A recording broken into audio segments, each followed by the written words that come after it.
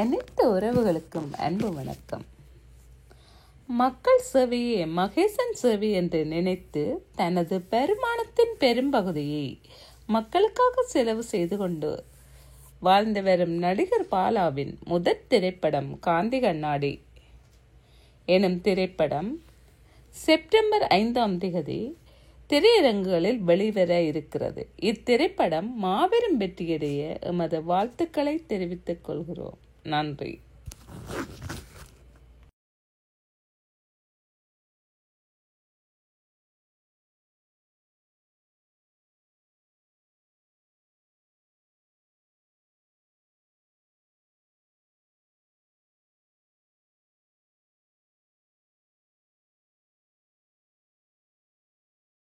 எல்லாருக்கும் வணக்கம்.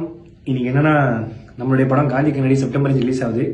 இது வரைக்கும் நான் எவ்வளவோ படத்துக்கு நான் first day show ticket book பண்ணியிருக்கேன்.